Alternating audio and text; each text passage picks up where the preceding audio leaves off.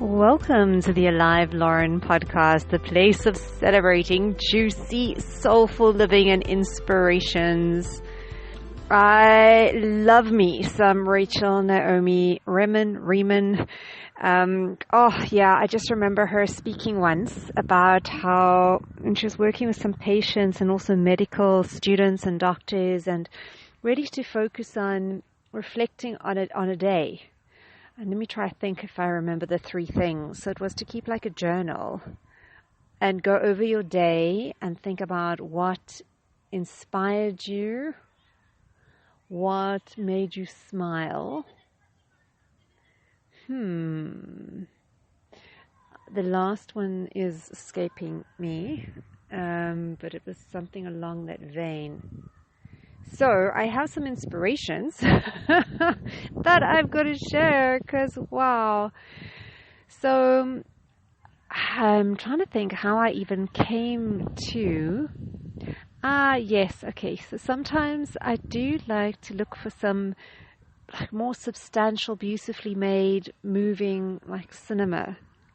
So every so often and just kind of build up a little list of potential movies to watch. And I remember then I was looking at some works with Anthony Hopkins because there's a movie that he did recently called The Father, which originally was a play, and then the playwright did a series of plays and adapted this one to a movie, having in mind that he'd really like Anthony Hopkins to play the character. And it's really beautiful. It's really sort of moving and quite hard movie to watch in that it really gives a perspective into dementia and what someone who's going through it experiences, because you experience the story very much from Anthony's point of view, and then this is a film adaptation. So as I was looking, I also really like sometimes to watch some of the clips and interviews with the cast to kind of find out their resonance with the movie and their journey and sort of their motivation for taking part. And then I think he was speaking about reflecting back on like Hannibal Lecter in the early days and like with Silence of the Lambs. And then, of course, that goes on to Jodie Foster. And then this trailer for the Mauritanium came up.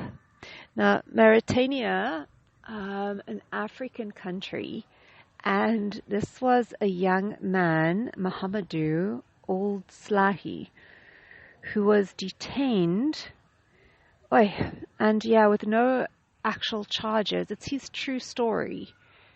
And there is a base, like a camp, Guatemala Bay, and it's just the whole story brings to light a lot of what's going on in these detainees and some of the lengths that the American military and that go to get confessions, which literally, if you put anybody through that, like anyone would say whatever you want them to by the time you finished with them. But what was actually just so remarkable is the movie, because it tells his story.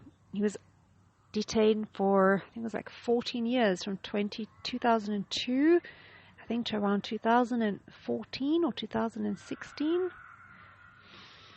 Gosh, but what is just crazy is that even when he won his trial, there was another 7 years that he was still in prison before he was let out. And it's just insane. Yeah, and he wrote a book, and his book was like his letters of when he wrote the letters to his lawyer describing. And a lot of it, when the first publication came out, it's redacted, where they like black out, where the government, when they feel what shouldn't be public knowledge, and you can just see all these sections of the book blackened out. And then I think he subsequently rewritten it, adding in all the sections that were blacked out. But the reason I'm giving you all of this intro is just really what I found absolutely remarkable with him is when you see him like interviewed and speaking, he's just got the most light-hearted, joyful, upbeat presence and energy, and just radiates this strong, genuine sense of forgiveness and letting go. And yeah, he was just saying that, like, what would he actually gain from the suffering of any of the people that may have caused him suffering? And the thing I found really remarkable, he shares like a particular story that at a certain point when he thought he was being taken home, he was going to be like let out to go home, and then he gets taken somewhere, and I think he's got something over his head, so he can't see, and then where he thinks he's going home, then he goes to this experience where they actually like use scissors to like cut off his clothes, and in those moments he's realizing, oh my God, I'm not actually going home.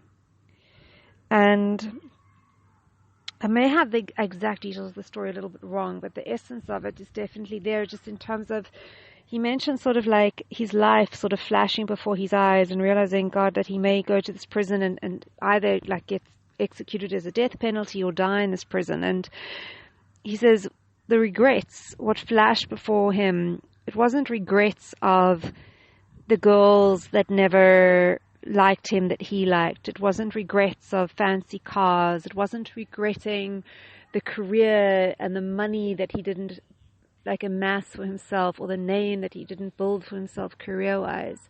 He said what he regretted was the times he was like short-tempered or unkind. That's what he regretted. Times when he may have said a harsh remark to his mom, or been critical of his like ex-girlfriend's cooking, or just had a mean remark, and that's what he regretted. He wished he'd been kinder. And in that moment, he like took upon himself like this vow of kindness, that if he said to God, like, if I ever get my life back and I ever am out, like, he just wants to live from that place of extending kindness to everybody, and just living with that energy. And yeah, it was just kind of remarkable that that's when it really came down to the line. That was the regret. Wow. Sure. The other thing I found really, really beautiful was he was saying that because in Islam the word for forgiveness and freedom are the same. And that's how even when he was in prison, through forgiveness, he could still be free. Sure. Yeah. And then I know that the movie, there's some really challenging parts to watch in it, but it also brings in a theme of like connecting to people. It's just really beautiful because he so often asks for people's names, and he's the attorney that takes him on, you know, like that connection to taking on a person and not just a case or not just a principle. Yeah. Wow. And if ever there is an embodiment, I mean, I know I often talk about, I really, really love Mickey Singer's teachings. They hit a spot at the moment so precisely. And Mickey talks about no matter how devastating or bad something is, when it's happened, it's happened. If we relive the trauma and we relive it over and over again, that's a personal, individual choice. It's not minimizing it. It's not taking away from it. It's just, there's that choice. And here's someone like Muhammadu, who's such a profound example of this, of like what he's been through, and not negating and not taking away from what he possibly needs to do to heal and to, you know, but his commitment to joy and gratitude and just living faithfully and trusting and with such a spirit of forgiveness and letting go, and wanting the spirit of peace and harmony between people, that's regardless of your political standing, your religion, your... So on that gloriously delicious note, sure, I found his story and him profoundly inspiring, moving, uplifting. The Mauritanian, if you want to see the movie, or if you just Google, he's also spoken at a couple of places. Definitely found it exceptionally moving. So wishing you happy adventuring until we meet again.